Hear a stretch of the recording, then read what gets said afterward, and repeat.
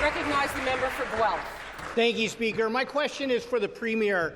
Millions of people in Ontario are going hungry. 4.1 million food bank visits in Toronto last year alone. A shocking 340% increase since this government was elected. And it's only going to get worse with over 800,000 people out of a job. And Speaker, even if you have a job, you can't afford food in this province because this government's housing policies have resulted in the worst housing affordability crisis in Ontario's history and the worst of any province in the country. The housing and hunger crisis is a policy choice and a policy failure. So, Speaker, will the government reverse course? Help people afford a home and put food on the table by cracking down on above-guideline rent increases and reversing course and bringing back rent control in Ontario. Minister of Municipal Affairs and Housing. Thank you, Speaker.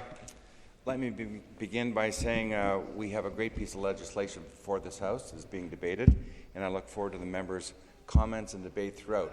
That being said, it takes too long and it costs too much to get all types of housing built in this province. And he may not have seen, but today we're lowering the cost of building by announcing that we're reducing the provincial portion of the HST, Madam Speaker. With the federal government, providing the federal government works along, we're confident that in November with their budget they will do just that. That is why we introduced Bill 17, to reduce the cost and the time it takes, deferring DCs, eliminating DCs on long-term care homes, Speaker. We're creating these conditions. In Bill 60, we're going to continue on that path. As the Associate Minister said earlier today, we're getting it done for the people of Ontario. Costs are going to come down. Affordability is on the rise. We're good. Back to the member for Guelph.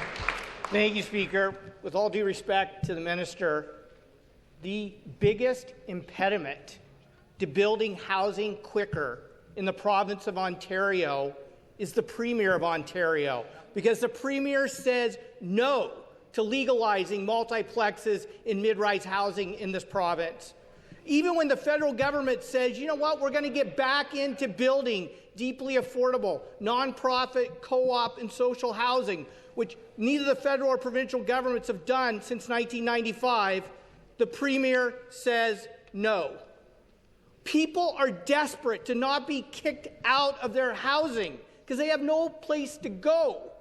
And instead of bringing back rent control, the Premier says no.